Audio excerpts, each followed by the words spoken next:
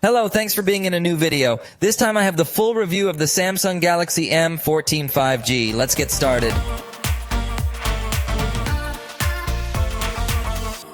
This device is part of Samsung's entry series, and being part of the Galaxy M family, it has a tighter price but a more limited distribution as well.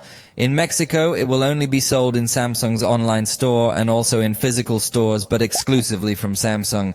However, for this price, I think it is very good, especially if you are thinking of buying a Galaxy, because at the same price will be another Galaxy S series device, but it is much simpler than this one. Its official launch price in Mexico is 3,499 pesos, so it becomes very attractive. On the screen you see the reference price in dollars, but remember that the prices here are not the same as over there. Once we have known its price and availability, what do you think if we go now to know point by point all the description of this device? Definitely this device is not characterized by having ultra-small frames, so it does not have a use of the front as huge as we can find in other devices. You can notice this also because it has a notch instead of a circular cutout like other devices, and even the lower frame is much larger. So if you were looking for a cell phone with ultra-reduced bezels, this won't be the option. I think Samsung wants to focus on other things. For example, the resistance of the device is good because it offers Gorilla Glass 5, so in case of a fall, I think it has a better chance of surviving compared to its competitors. On the right side, we have the power button and volume buttons. On the top, only the microphone, while on the left side, we have the tray to place 2 SIM cards and a micro SD, although this may vary depending on the different regions. This side view also helps us to see its thickness, which is 9.4 millimeters. Therefore, it is a device that is not characterized by being very slim, nor very light, because its weight is 206 grams. But it is due to its large battery, which we will talk about a little bit later. The entire back cover is a single piece, along with the edges and frames of the device, made of plastic. Therefore, it doesn't have very premium materials to say the least. The feeling is of a cell phone with simple construction. And in this case, I have the silver color edition, but it is also available in dark blue and light blue color. Unlike other Galaxy devices in higher ranges, this one doesn't have any certification against water and dust. But that's not something we would expect in a device of this price. The screen is 6.6 inches in its diagonal and has PLS LCD technology, which Samsung has been using a lot in the entry range lately. This screen technology is going to give us good colors if you view it from the front, as well as good brightness as long as you view it from the front. Notice how if I rotate the screen, we're going to have a not so good experience in terms of viewing angles. Therefore, I recommend this device more for people who are planning to use this device individually and not so much for people who want to share videos with friends and more. Fortunately, the resolution is Full HD+, so the level of detail is indeed very high, and it also offers us 90 Hz in its refresh rate to have smooth movements, as well as each of the transitions. The display has a slightly cool color rendition and does not offer us some alternative calibration. It simply offers us an eye saver to try to make the colors slightly warmer. And fortunately, the maximum brightness is going to be enough to use it comfortably outdoors, while the minimum brightness also goes low enough not to dazzle you at night. Although there are devices that lower their screen brightness a bit more, but in the low end it's not that common to see something like that. In short, I think the screen is something that simply meets within what one would expect from a device of this range of 2023. Now on the audio track in Spanish, you're listening to the audio recorded with the microphones of this device, which are 2, one we have on the right and one on the left if you're holding the device horizontally, so it does have a stereo recording system for you to record, let's say the ambience of the environment you're in, so it meets within what one expects in a device of this price, as there are competitors that only have a microphone here. However, in the section of speakers it does come a little more limited because we only have one located at the bottom. The placement seems good to me, and in fact it is also going to have good power and good quality. Obviously within what one would expect from a device of this price. The fact of not having stereo sound, I do not see it so serious because most devices in its range come with only one speaker, although there are other devices that offer you stereo sound from this price. But what do you think if we listen to a small test? Although remember, it's not the same listening to it live.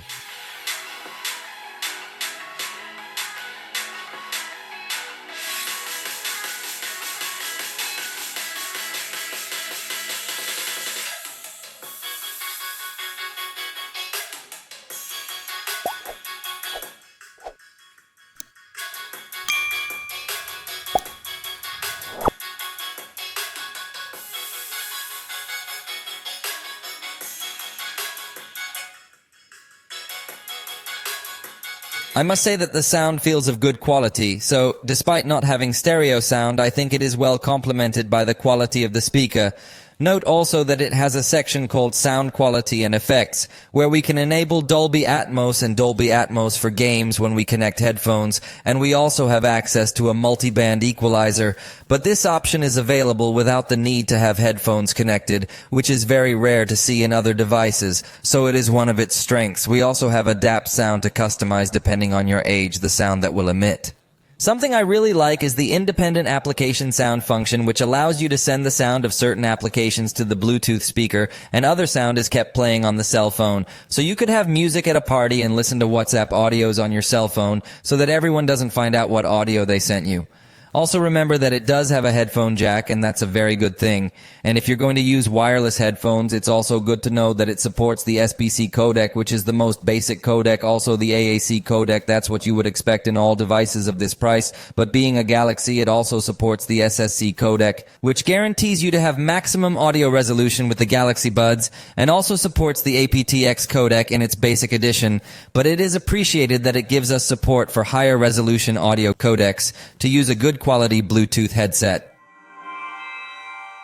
The front camera is 13 megapixels and has f-aperture 2.0 placed on this notch. Experience will be very similar to what Samsung offers in all its Galaxy devices. The capture is not that fast because it has to process some optimizations, but it does offer us 2 wide angles when taking these photos.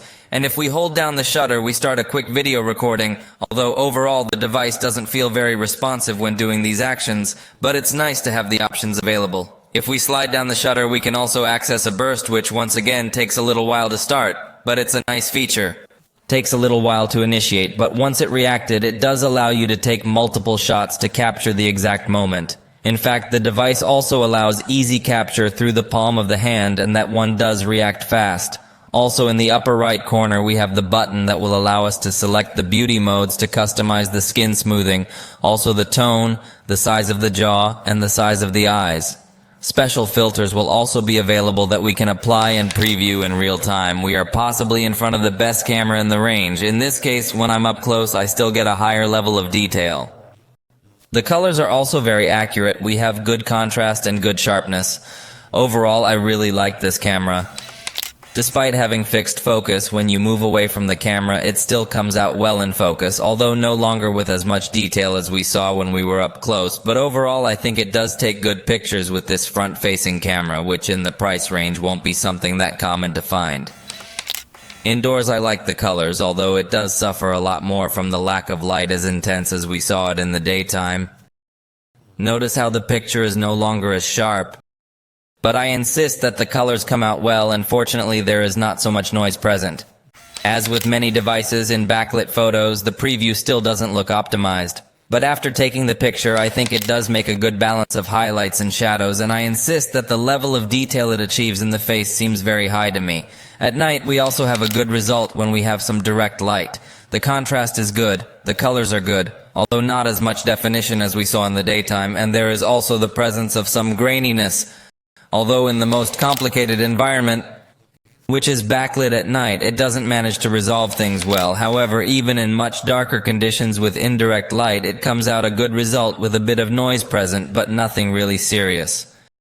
Fortunately, the results are positive. You can also use the screen as a flash simulation, and this helps you get much better color capture and comes out well. The front camera is also capable of taking portrait shots, but note that objects it is not able to keep them in focus. Even part of my hand didn't come out in focus anymore, so if a face comes out, it's going to come out fine with relatively good detection.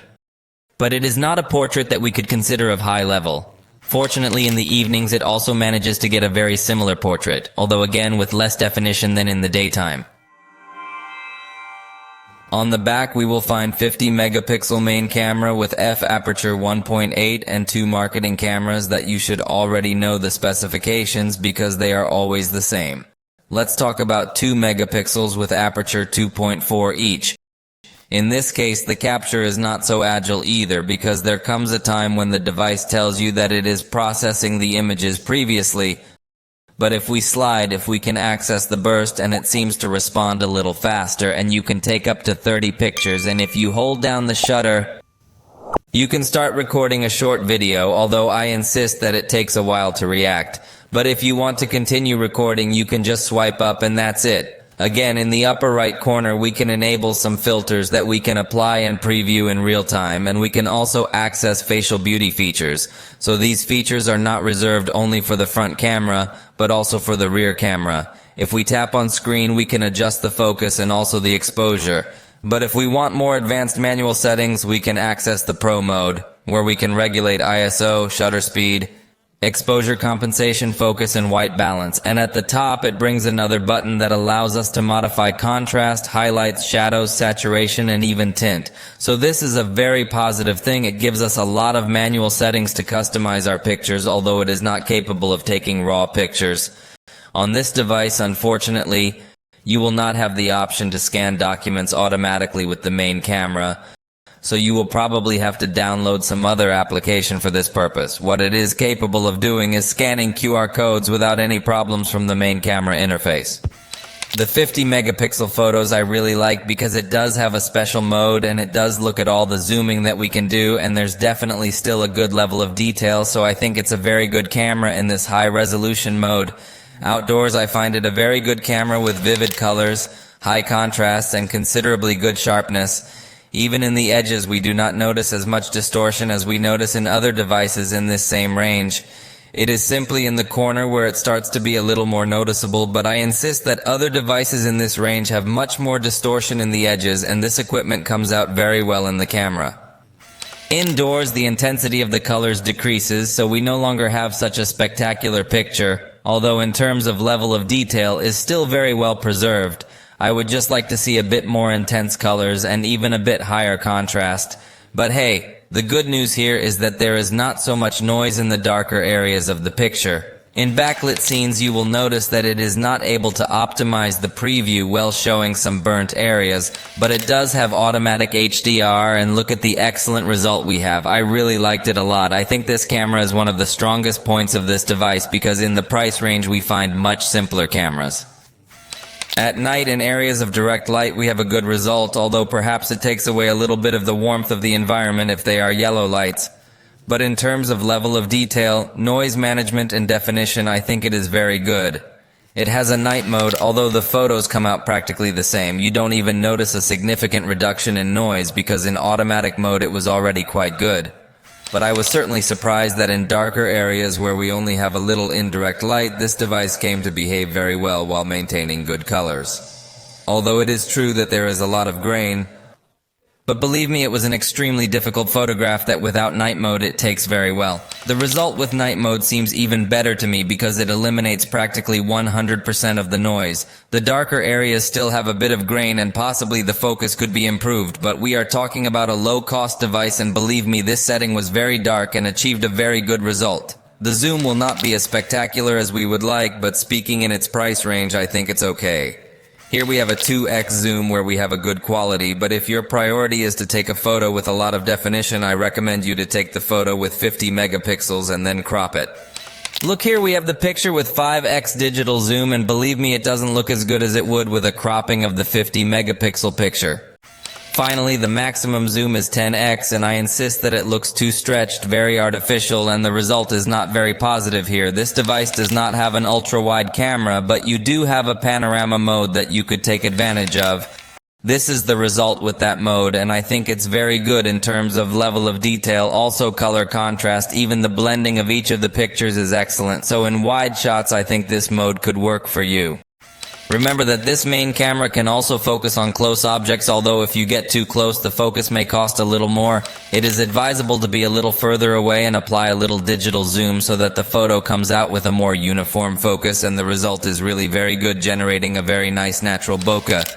This is the result that the macro camera gives us, which from my point of view is very bad, very little level of detail, a very inaccurate color, and a very bad background blur as well. That is why for me the macro camera does not help at all in this device. The camera that does seem to help is the one dedicated for depth capture, because notice that in this case it is indeed able to keep objects in focus, and that's why I think portrait pictures are another of the strengths of this device. Of course, they are not perfect portraits, but if you compare it to portrait shots that devices in the same price range could achieve, there is no doubt that this one will win easily. This device can record video up to full HD at 30 frames per second, so it does not stand out much in terms of resolution or frames.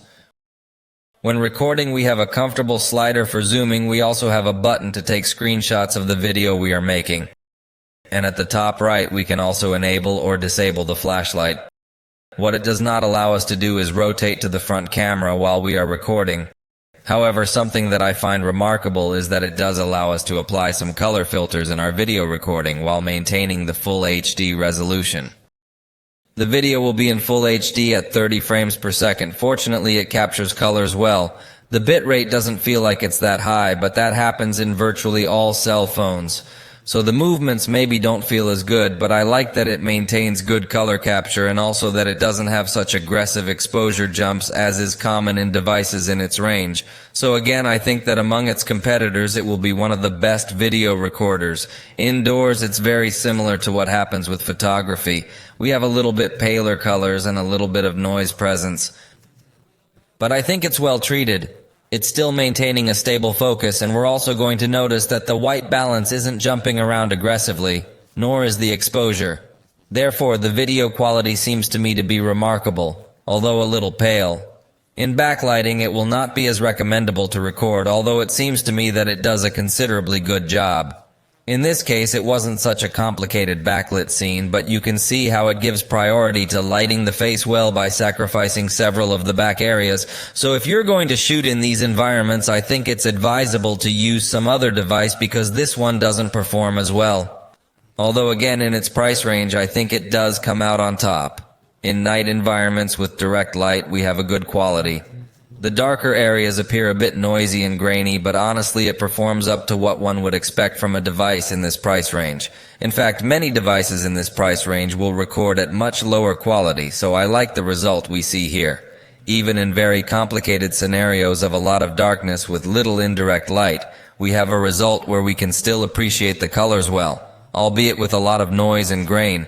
But also remember that this device allows you to turn on the flashlight without the need to stop recording, and this would allow you to illuminate well these areas where there is a lot of darkness.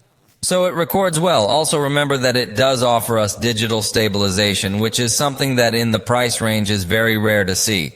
So this is another highlight of the device. When walking, the result will be very good. When running, maybe not so much, because it does not have such extreme stabilization, but still I think it is one of the best devices in this aspect in its price range. On the other hand, the zoom can go up to 10x with good quality. It doesn't feel with very accelerated steps and maintains good stabilization. The focus will also do it in a fast and agile way in these movements that are of a lot of action. And in slightly more subtle movements, it will also manage to adjust the focus in a good way. It seems to me that in its price range, it is one of the best focusing ones. In general, the whole section of cameras, both in photo and video, I liked a lot in this cell phone. Just also note that it has no slow motion, no fast motion, let alone a portrait video mode.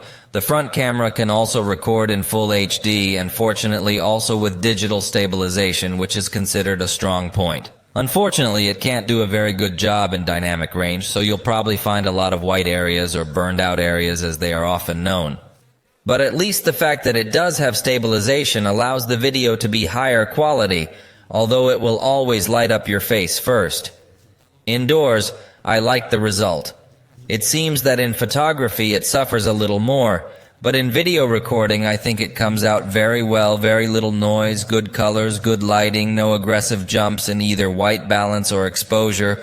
Plus the noise management is very good, so I really like the recording with the front camera, even indoors, and at night in direct light area we also have a good result with this camera. I think that in the price range, few devices will be able to have a performance like this cell phone offers us. Even if we move to a backlit area, we will notice that it still makes a good enough effort to illuminate the face well. Although here it is much more noticeable that we are in front of an entry-level device, and if we finally move to the darkest area with indirect light, you're going to notice that it suffers quite a bit. Little light input and noise is increased, but for the price range, I think the performance seriously is quite high. Finally, nothing else should be noted that the device does not have a dual camera mode, although in the price range is very rare to see something like that. One of the strongest points of this device will be its software, as it comes with Android 13 out of the box and Samsung's customization layer called One UI 5.1 in its core edition. Samsung promises you 2 years of Android updates, so it should go all the way up to Android 15, and it also offers 4 years of security patches. And these are 2 points that I don't think any other manufacturer is going to offer you on a device in this same price range.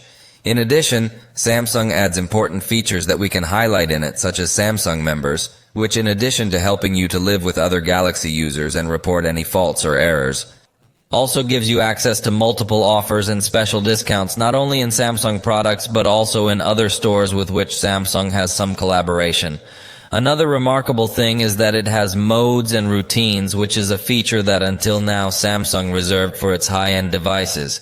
Through this section you can automate many things on your device. You can create routines manually, or you can access the predefined Routines Explorer, which can help you a lot. For example, I am going to add a routine to tell you that when you open the gallery, the device will be able to do several things. As for example, to raise the brightness of the screen to the maximum and also to enable the rotation. This way, when I open the gallery, notice how immediately the brightness will go up, and even though I have the rotation locked, it is already enabled. That's just an example, but you can really achieve a lot of automations, and it's a feature that you won't find on other non-Samsung devices. In the same way, we have the Modes section, which can be synchronized with your Galaxy Watch so that when you are exercising, the device also automatically does some other things, or when you are watching a movie or when you are working.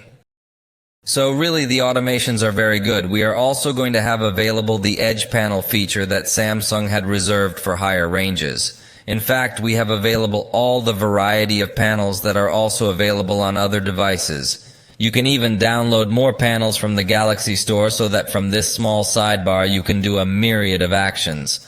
For example, with the Smart Selection panel, we will be able to easily take screenshots or also pin content in case we want something to be always present so that we do not forget, even if we are in some other application. Through this bar, we can also open applications in floating window mode if we drag them to the center of the screen, and these windows can be resized and moved around the entire area. In fact, we can also open applications in full format, as you can notice. And if we click on any floating window, we can also split the screen between the two applications we have open. So the multitasking management is very good. In fact, in the Samsung Labs section, we can enable a special gesture to change the app view.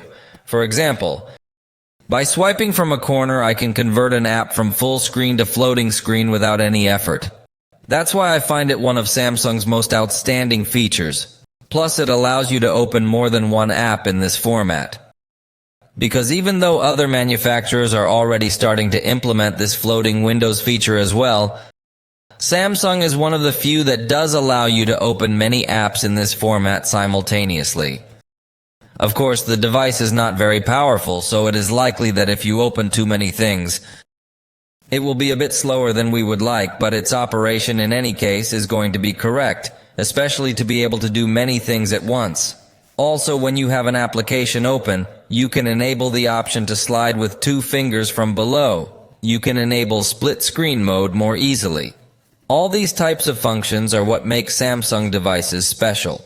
We will also find some other gestures for the device to react depending on the movements we make or presses on the screen.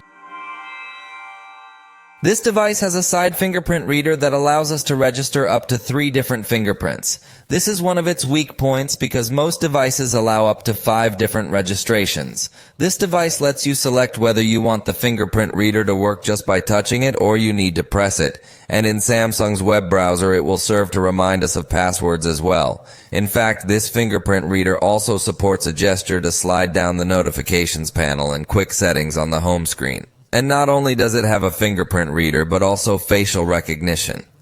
Although this is only in 2 dimensions, so it is not so recommended if your priority is security because people similar to you could also unlock your device. But for a more comfortable experience, it is appreciated that Samsung has enabled the smart lock option, which will allow us to keep the device unlocked depending on a safe location that we previously set, or also when connected to a watch or a Bluetooth speaker. In addition, it also has a secure folder where we can store applications, files, photos, and videos that we want to remain private so that other people cannot see them. To access this secure folder, we must put our pattern or our fingerprint depending on the settings you have set. And the pattern can be different from the lock screen. And something curious is that Samsung lets us customize our secure folder to change the name as well as the icon and color. This way, the secure folder goes a little more unnoticed. The Samsung Kids function is also integrated, although it is a bit hidden inside the quick settings, so you have to drag it.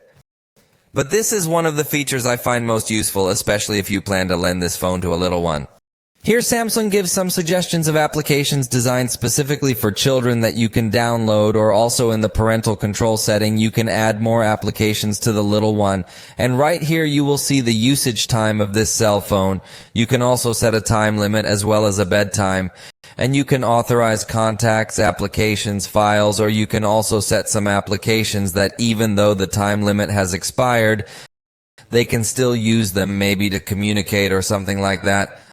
Obviously, for the child to get out of this special Samsung Kids mode, you have to put your fingerprint on it. This way you're much more confident that it's an environment where nothing unauthorized is going to happen.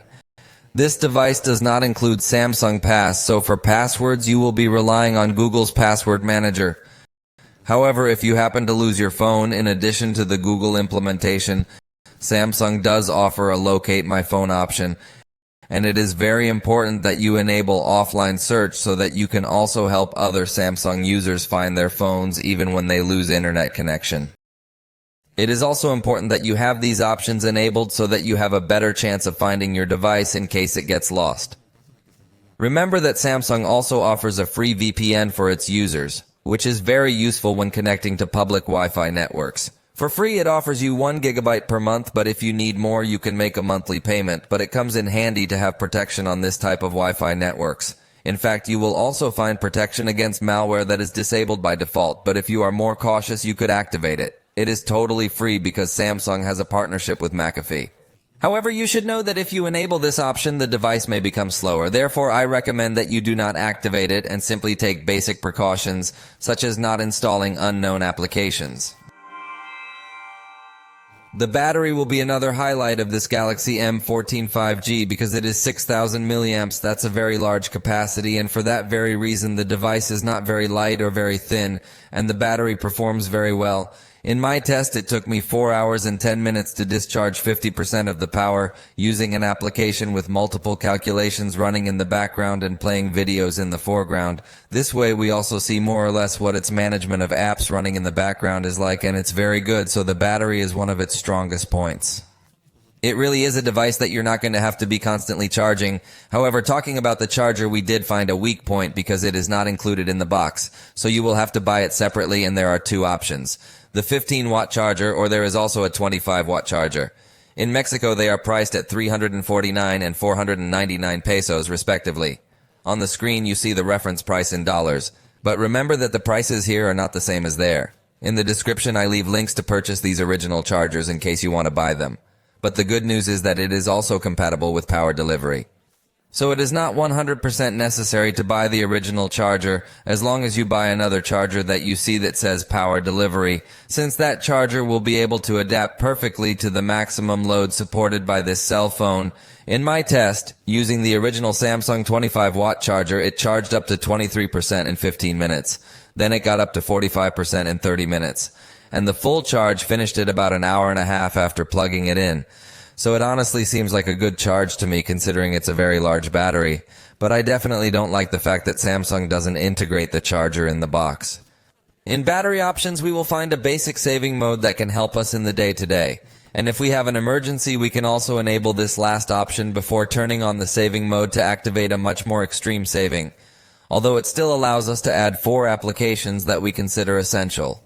But the rest of the device will be completely disabled to avoid a very high power consumption. Obviously, this feature will only be used in emergencies, but it is good to know that it is integrated in this device. Naturally, the battery will wear down over time. But Samsung has a special option in the more battery settings section so that in case you are one of those users who need to keep the cell phone connected to the power at all times so that it does not discharge, you can block the charge at 85%.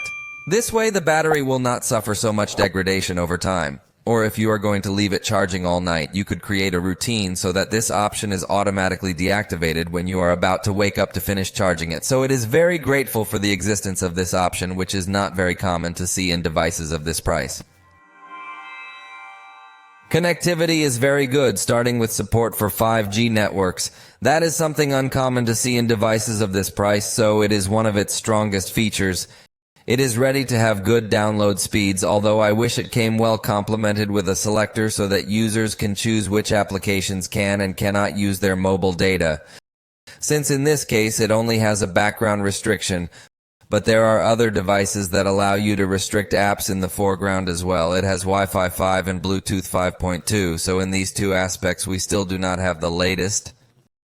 But not being a high-end device, we cannot get so demanding. What does impress again is that it has NFC, and therefore you can make mobile payments. In Mexico, it includes the Members Wallet application in collaboration with the Santander Bank. But you can also install Google Wallet and configure your cards from other banks so that you no longer need to use your card, but simply bring your cell phone close to the compatible banking terminals. However, one of its weakest points is that it is not capable of projecting its screen wirelessly to Chromecast or any other device.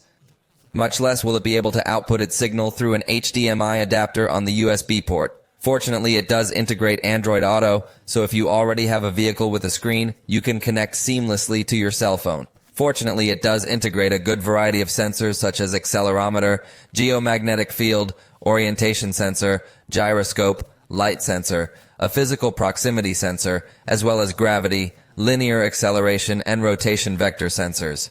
This is something very strange because usually Samsung and low-cost devices remove several sensors, but here it kept practically all of them. The Galaxy ecosystem will be another of the strongest points of this device since you can perfectly connect a Galaxy Watch or Galaxy Buds, and the interaction between these devices is very good. I'll just give some examples. The headphones can read notifications. From the watch you can turn off the alarms that are ringing on the cell phone, and many more advanced features. It also has quick share so you can send and receive files between Galaxy devices wirelessly and with great speed. Quick Share is also available on Samsung's Galaxy Tab tablets. You can also install Quick Share from the Microsoft Store on compatible Windows computers, so that you also have this ability to send files to a computer even if it is not Samsung branded. So Samsung's ecosystem is very good, but at the same time it has an open ecosystem. So it has Android, and therefore you can send and receive files with other Android phones through Nearby Share. You can also easily connect it to headphones that have Google Fast Pair. So really, in this sense, the experience is very good. Samsung offers a partnership with OneDrive for cloud storage. There you can automatically back up your photos, in addition to the storage that Google offers to all Android devices. Of course, these are limited capacities, and if you want to extend that capacity, you will have to pay a subscription. And with respect to the Internet of Things, we also have Samsung Smart Things, where you can add your lights, air conditioners, TVs, and more to have all the controls on your cell phone. You can also install Google Home if you prefer, but the Samsung ecosystem is well covered. What it doesn't have is the Bixby voice assistant, but you do have Google Assistant with no problem. Let's now move on to our application opening test. This device has the Exynos 1330 processor. That is to say, it is a processor that is not very powerful to say the least. Fortunately, it does have a modern construction, and that allows it to have a low power consumption. But as you yourself will be seeing, the device is unresponsive. It feels very sluggish on many occasions. So this is very clearly one of its weakest points. And boy is it weak, as it even has 4 GB of RAM, which doesn't seem like a bad figure. However, in Samsung devices, 4 GB of RAM on many occasions is insufficient due to the functions that Samsung adds through its customization layer. That we already saw that in the software stage it had very attractive options, but that these same options consume a lot of memory and therefore the experience ends up being very slow. So, if you are a user who requires more speed when running all your applications, you should definitely invest more money because this device will not be able to give you that good experience. That or go for devices from other brands that will probably give you a smoother experience. In this case, I opened 8 apps and it took almost 9 seconds on average to open each one of them, which confirms that the experience is indeed very slow to open.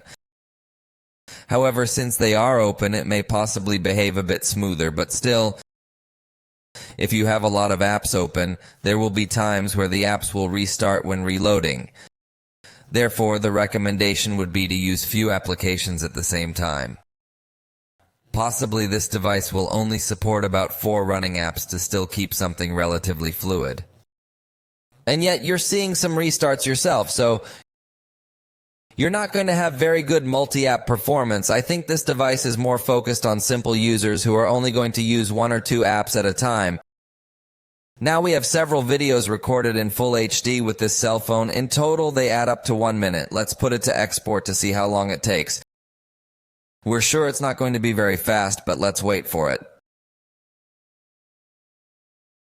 That's it, we have 26 seconds. As you can see, it was good, but in full HD, I was actually surprised. Just remember that in 4K, it's not going to be very capable. And also because of the RAM, they should be short videos.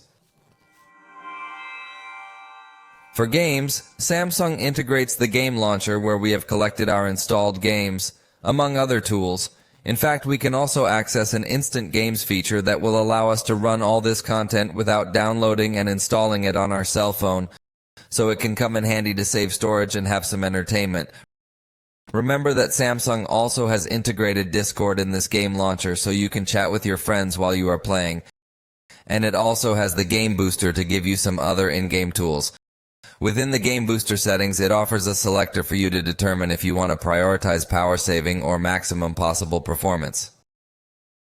Also, as experimental features, we have an alternative performance manager that might cause a little more warming up. You decide if you want to use it or not. When running a game in the sidebar, we will have access to this game booster that allows us to enable priority mode to emphasize network connections to this game. We also have a button to suspend the screen in case the game is downloading some content and we want to save some battery. Also in these options, we will find buttons to take screenshots and also screen recordings along with direct access to certain applications that you can run in a floating window mode that can be very useful to answer some message or take a look at other content while you are playing so you don't have to close your game. Interestingly, we also have access to additional plugins that we can download from the Galaxy Store, which is quite surprising because this is a low-cost device. So in itself, the performance is low, so I don't really recommend using the additional plugins that we have here, but in case you want to, you can install them. There are some frames per second monitors. There is also another plugin that allows you to enable a scope for shooting games and other additional tools. But I insist I do not recommend you to use them because the phone is not very fast. In Call of Duty, by default, this device gives us the average quality at a very high frame rate, which is quite surprising. In fact, it offers us a maximum rate as well, and we can also raise the graphic quality, only that we have to select whether we want to give priority to the refresh rate or to the graphic quality. In this case, we will test it with high quality at a very high rate, although it does not support as many effects as we would like. At this setting, the device gave us 34 frames per second on average with 98% stability. Its highest peak was 40 and its lowest 24, with an outside temperature of 41.8 degrees Celsius. Definitely in terms of performance, it performs well. However, if you are the picky type, you will feel that the screen takes a long time to respond, so it doesn't have such a high touch sampling rate. However, for the price, I think it does give you a considerably high gaming experience. It seems that this processor has been well received by these game developers because despite being a low-cost device, it integrates good features. In fact, this processor, Samsung integrates it in more expensive devices. Therefore, here it is guaranteed that in this price range, it will be difficult to find much more powerful alternatives. Despite the fact that in itself we are not talking about an extremely fast device. In fact, we also played with the maximum rate, albeit at low quality, and with this configuration it gave us 49 frames per second on average with 98% stability. Its highest peak was 59 and its lowest 35 with an outside temperature of 42.1 degrees Celsius. Definitely, here the experience was already not very good, mainly because of a defect in the modem apparently that caused some disconnections of the game, and obviously being an online game it would restart, fast forward, go back. So the experience really was very bad in this quality. It's curious that the change was so drastic simply to change the graphic quality, but the affected seems to have been the modem or the connection. In the Marvel game, by default, it loads the settings on medium, which is already remarkable, and for the test, we simply raised the frames per second to the highest, disabling the warming control, and left everything there in the middle. Which in and of itself, I tell you, is already a little bit heavier a test than I'd like to put on it. However, since it automatically had that quality, we accepted it by moving up the frames. And in this case, the result was not very good, to be honest. We had 21 frames per second on average, with 28% stability. Its highest peak was 40, but the lowest was 3. The outside temperature was 42.6 degrees Celsius at the time we finished the test. But again, it seems that the problem is more focused on the modem than anything else, very similar to what is happening with other current Samsung devices that integrate Exynos processors. It seems that they are not able to maintain a stable connection, and that in online games produces too many frame drops that are not directly related to the power, but with the connection. So I definitely wouldn't recommend this device if your priority is to play online content, which in fact most games nowadays integrate this kind of connections. In the case of SpongeBob, by default it loads low resolution at medium quality. What we did was simply go up to medium resolution and upload at 60 frames per second, even while keeping smoothing enabled. Although I find this a little bit heavier test than I would like for the price range, but the processor seems to be more powerful.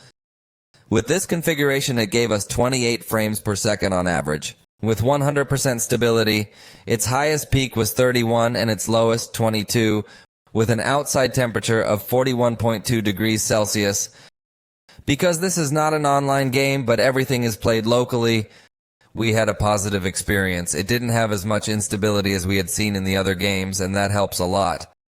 So, you can play with good quality in this type of content, although when recording the screen you will notice a decrease in performance, but without screen recording I think you can play smoothly, so just check what content you prefer to play. Whether these are downloaded for offline play or you prefer to play online. Finally, in Genshin Impact, by default it loads low quality, which is surprising because I would have selected very low. In fact, that's why we selected that quality and went up to 60 frames per second just to have a little bit heavier test. At this setting, it gave us 20 frames per second with the stability L. Its highest peak was 23 and its lowest was 0. The outside temperature was 40.6 degrees Celsius at the end of the test. But again, the stability, which was not very high, was due to the connection problems that the device has. So even though the processor may have enough power to run the games very smoothly, in reality, this lack of a stable internet connection will cause the gaming experience to be very unstable as well, giving a bad result for those who like to play this kind of content, and that's it. For the moment, we have reached the end of this video. If you liked it, you know you can tell us about it, and we'll see you next time.